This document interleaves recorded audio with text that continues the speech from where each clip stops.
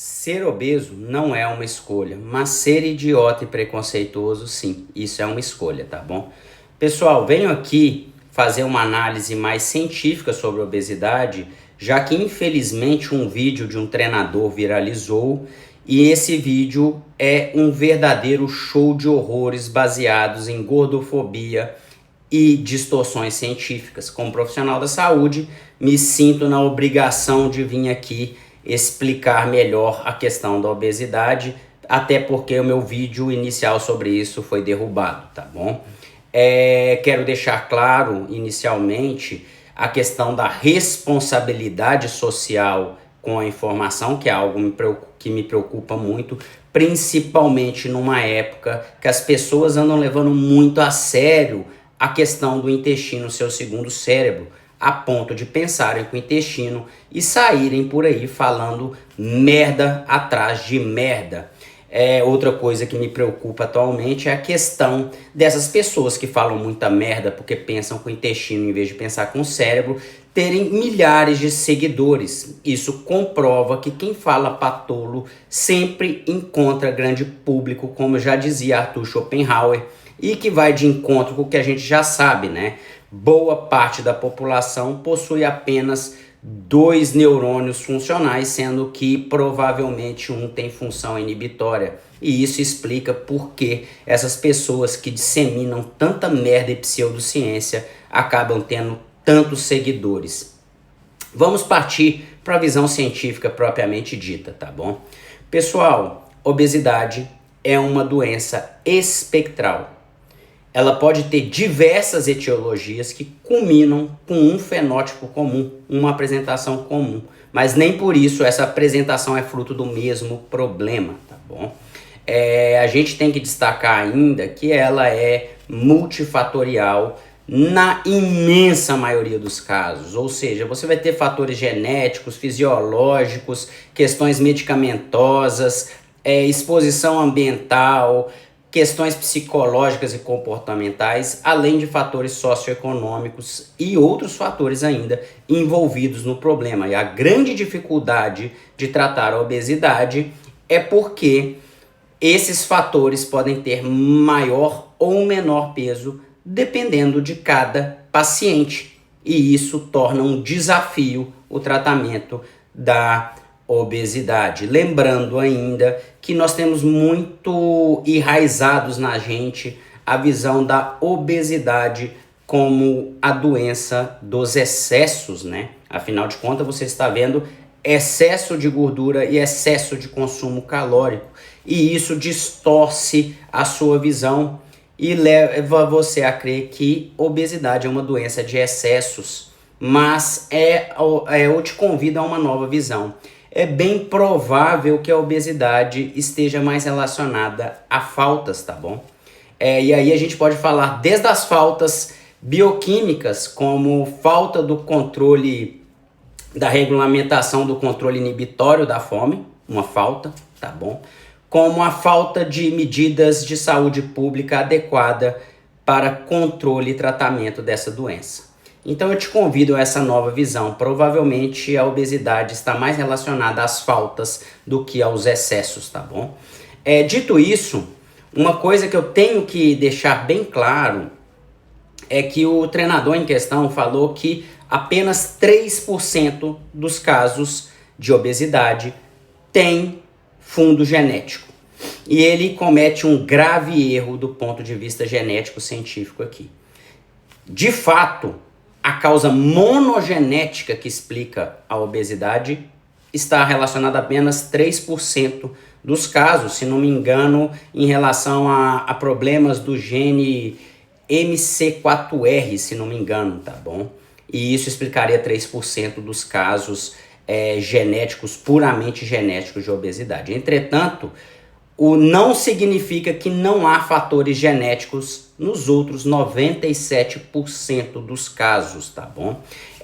Como eu disse aqui, existem causas monogenéticas, mas também existem causas poligenéticas que podem favorecer a obesidade. E nesse ponto, o treinador em questão fez um favor de rasgar o conhecimento científico em relação à genética e obesidade, tá bom?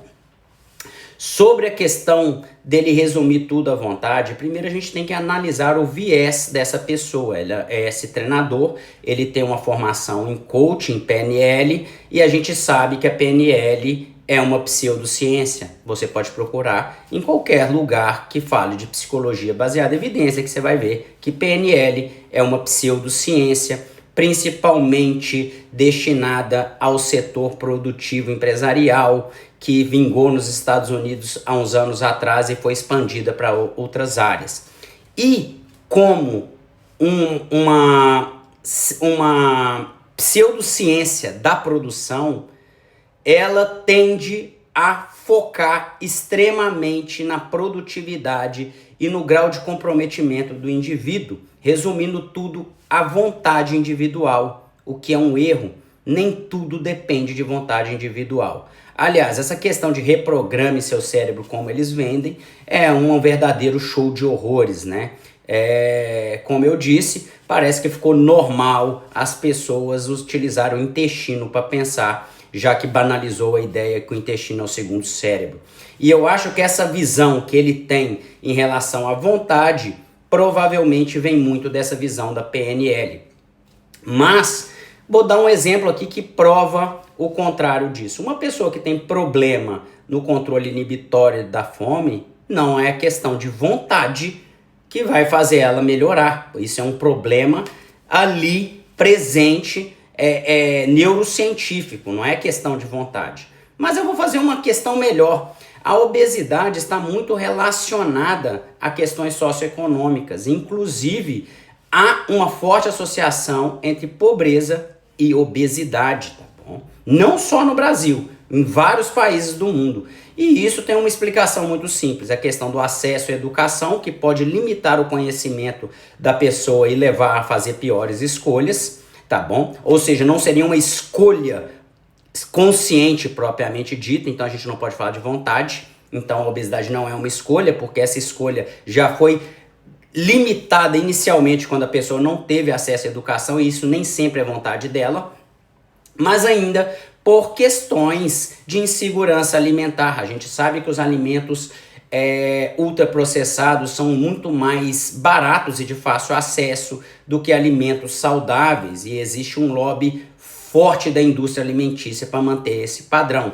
Se você considerar ainda que as pessoas que estão sobre a insegurança alimentar são mais pobres, ainda têm acesso à pior educação, facilitando aí piores escolhas. Levando ainda em consideração que essas pessoas normalmente fazem jornada dupla, tripla de trabalho, gastam muito tempo com o deslocamento do trabalho, exercem funções que dão menos tempo livre no trabalho para se alimentar melhor e coisas do tipo, somado aos problemas financeiros e o alto custo da alimentação, essas pessoas acabam escolhendo alimentos ultraprocessados porque se encaixam no dia a dia. Imagine você ter que sair de casa 4h30, 5 horas da manhã, porque você mora muito longe, para chegar no seu serviço 8 horas da manhã.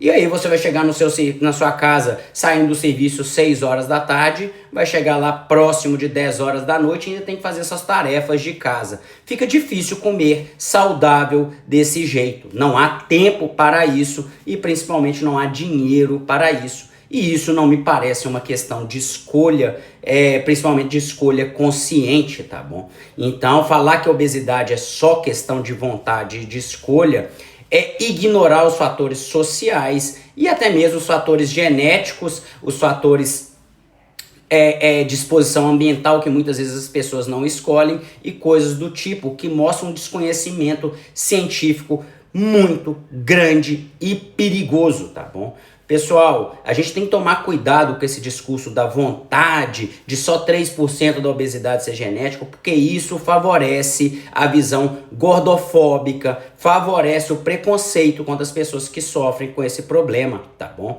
Então que fique claro, aquele show de horrores não tem nada de científico, aquilo tem que ser apagado da sua mente. Como eu disse, cuidado com pessoas que estão utilizando o intestino para pensar e aí, consequentemente, falando merda ao invés de usar o cérebro, tá bom? Um abraço.